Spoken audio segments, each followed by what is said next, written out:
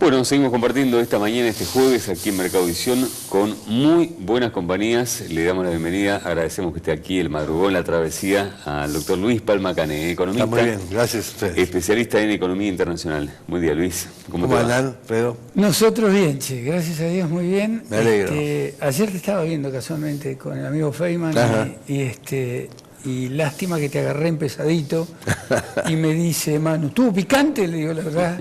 Tengo que decir la verdad, lo agarré empezado, una lástima, pero me imagino que venís rascándote la cabeza y pensando cómo sigue toda esta historia tan difícil. Somos varios, ¿no? Luis, ¿cuán gravitacional es hoy en la economía del país la deuda, el nivel de deuda que tiene la Argentina, y cómo esto puede definir o no qué punto de inflexión podemos tener en el corto plazo en este sentido, teniendo en cuenta inclusive lo que ocurrió en las últimas horas, ¿no? Sí. El aval del Fondo Monetario Internacional.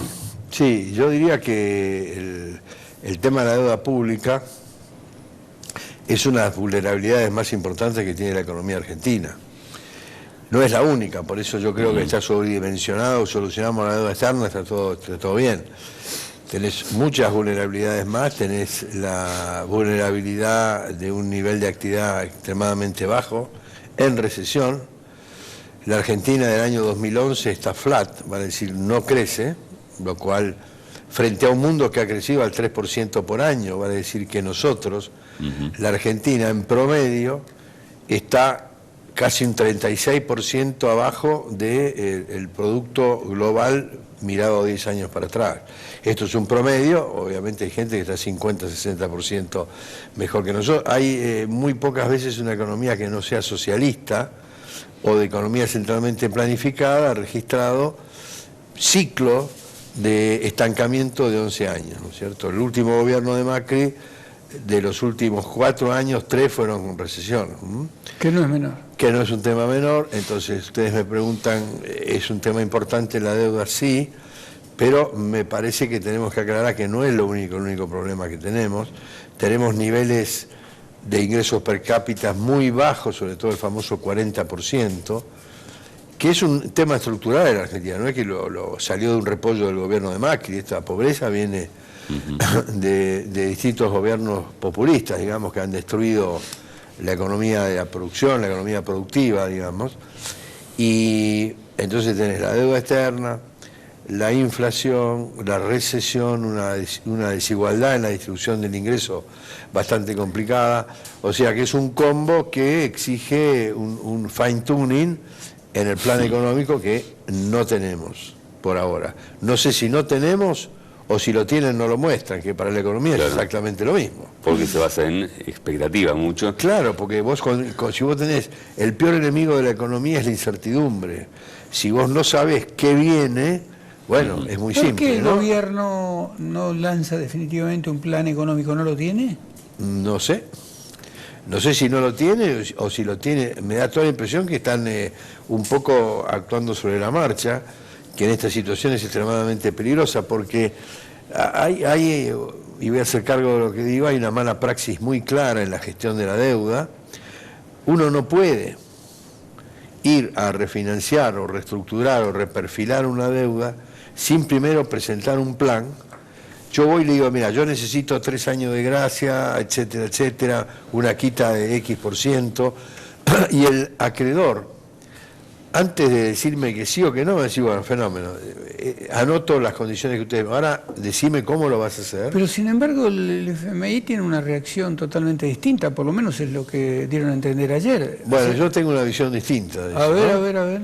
Porque para mí es una declaración que venía hecha prácticamente, una declaración tipo Vaticano, en el cual digo pero no digo, pego pero no pego, está redactada, si uno lee, con un cuidado de no tocar determinados temas, y yo diría de una pobreza intelectual franciscana y con cierto tufillo político.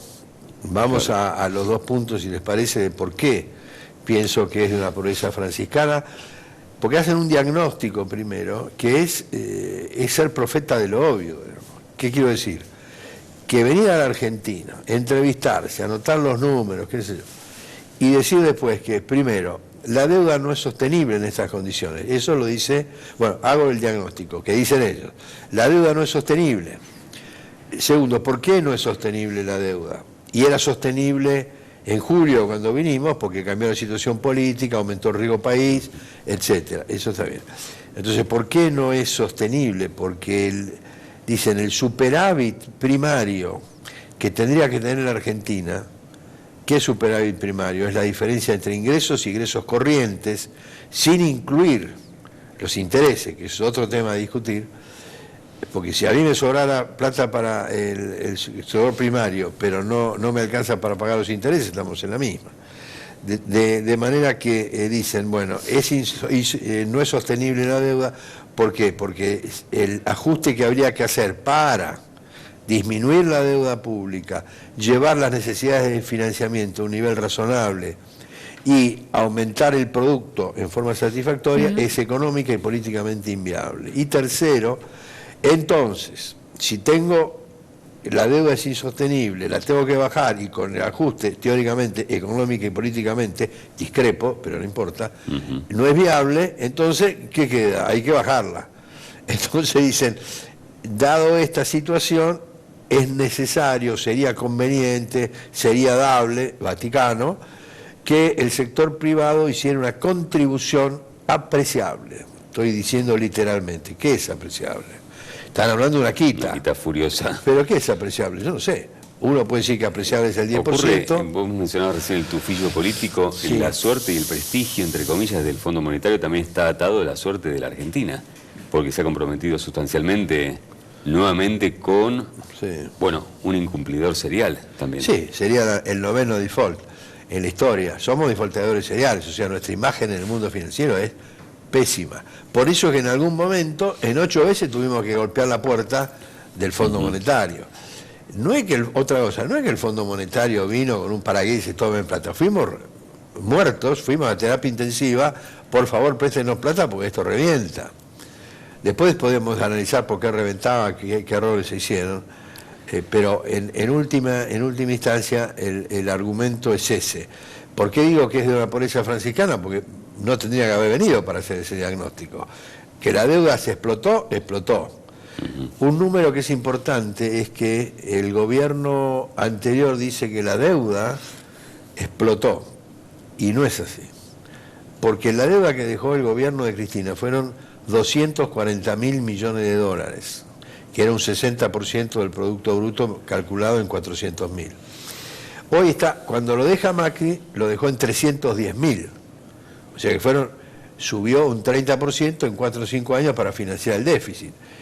No fue correcto tomar deuda para financiar déficit, pero eso no significa que se la robaron, que hubo el disparate de esto que se financió la fuga de capitales, etc.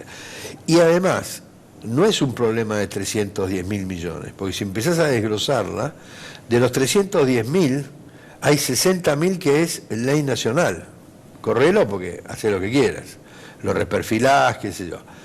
310 menos 60 son 240 más 250. O menos. 250.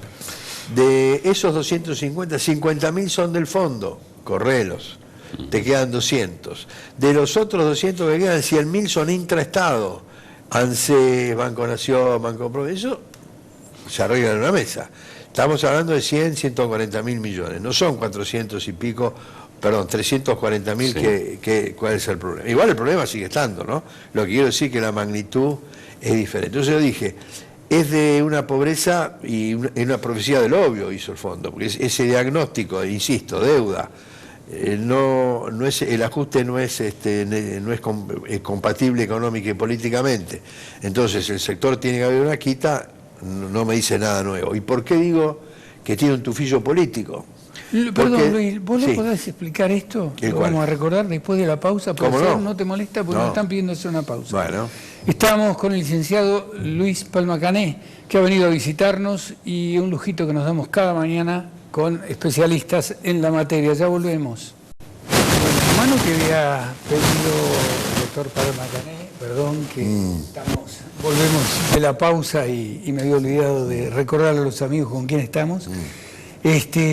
Manu te hablaba del tufillo político y vos cerraste este espacio anterior hablando del tufillo político, te quedó. Sí, sí, gracias por darme el pie. Sí, tiene un claro tufillo político esto, porque vamos a, después de esta profecía del obvio, vamos a un comentario de algunos puntos, no es cuestión de agarrar todo el memorándum porque es medio aburrido, pero dice 3 o 4 cosas que son las siguientes. Dice, primero, la inflación y las expectativas de inflación han bajado, pero hay que hacer más cosas. ¿Qué son más cosas? No lo aclara, pero lo más grave es que no dice que la inflación, las expectativas bajaron porque pisaron los precios. Ese es el primer punto. No quieren meterse con el control de precios, que para el Fondo Monetario tradicional es anatema. No criticar un control de precios para el Fondo Monetario es una cosa que yo nunca he visto, porque siempre se ha demostrado que los controles de precios terminan pues si no sería muy fácil. Yo siempre digo, cuando controla el precio, en vez de dejarlo en el pan en 5, bájenlo a 1, si es tan fácil, bájenlo. Ese es el primer punto que uno dice que tiene tufillo político. Después el segundo punto es, han tomado medidas contra la pobreza y para estabilizar la economía. Pero tienen que decir que esto está hecho en base, de nuevo, a pisar todo lo que pueden pisar. Tercero, dicen que han aumentado fuertemente la recaudación y en parte, porque hay que leer la letra chica, en parte ha sido para financiar el gasto social. ¿Qué quiere decir en parte? ¿Cuánto es la parte? ¿El 5, el 10, el 20? Es muy vaticano. Pero la recaudación aumentó por una excesiva presión también. Bueno, ¿por qué no dicen que ese aumento de los impuestos fue una transferencia brutal de ingresos de los pobres jubilados y del sector agropecuario que ustedes analizan, ¿no es cierto?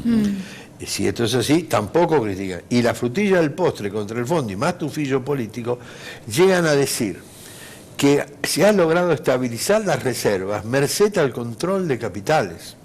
Decir eso para el fondo es como que el Papa te diga que la Virgen María no es virgen, es más o menos lo mismo, te digo, los conozco de hace 40 años. El tema. Entonces, ahora dicen, no, lo que pasa es que la nueva conducción cristalina, que yo no tengo ningún antecedente académico de ella, pero no tengo por qué discutirla, es como que ha pegado un viraje, y eso es no conocer el fondo.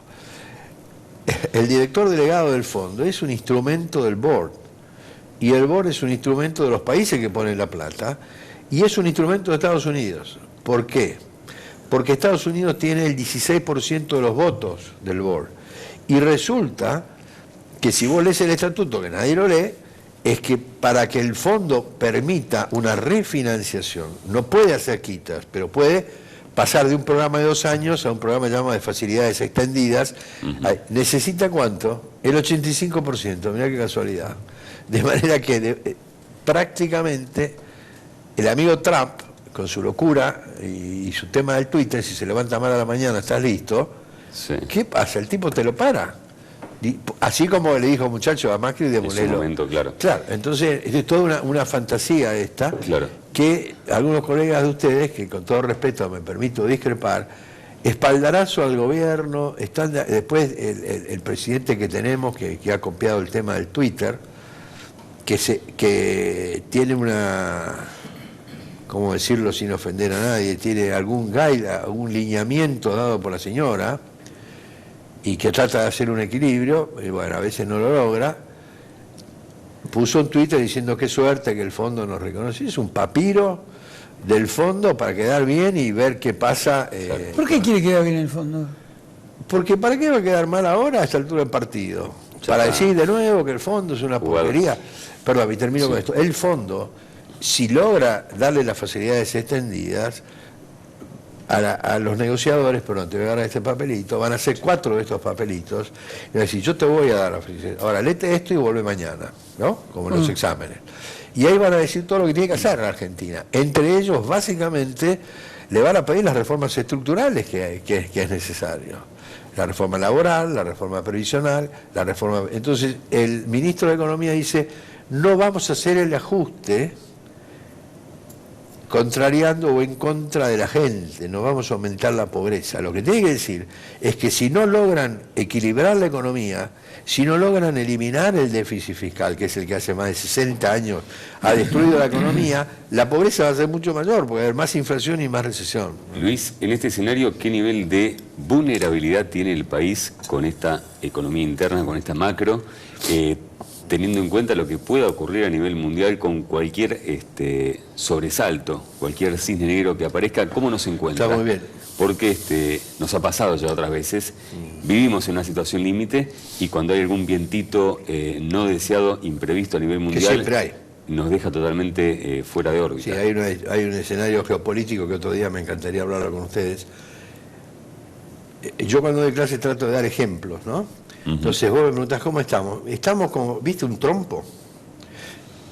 Si vos ponés el trompo como está, lo zarandeás un poco y vuelve.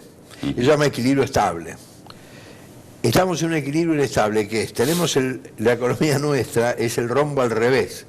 Lo ponemos con la puntita acá y lo tenemos ahí, cualquier golpecito, ¡boom!, se cae. Ahí ya no hay. Ahí viene el desequilibrio y viene la crisis. En eso estamos, porque las vulnerabilidades son muy, muy altas. Me sorprendió muchísimo en el entretiempo, el licenciado Palma Cané habló del efecto PBT. Bueno, ¿Por qué esto? eso era un poco para la intimidad.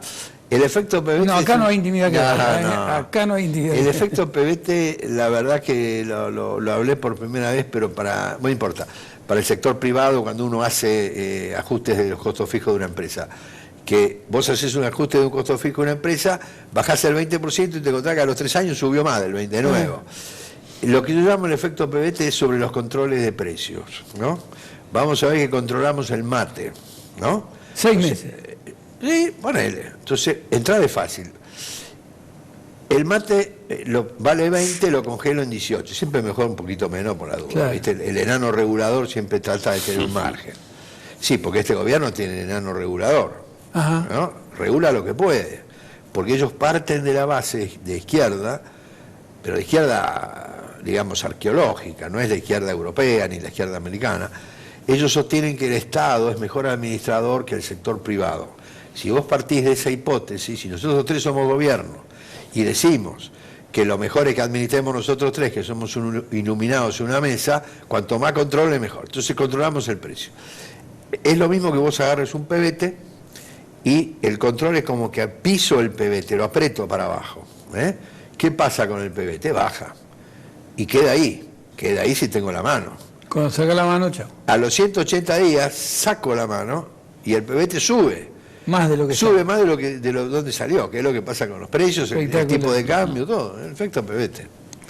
Luis, mil gracias por tu visita. No, gusto, realmente un valorazo. Hacía rato que no venías. Sí, ya me invitan cada vez menos. Sí, es Manu el culpable, te aviso. Es yo no tengo nada que ver. Es que estaré viejo y dice, no lo queremos hacer madrugar, pero es al revés, cada vez él madrugo decide. más. Gracias por haber venido. Por favor, Realmente valoramos mucho. gracias a ustedes. Muy gentil,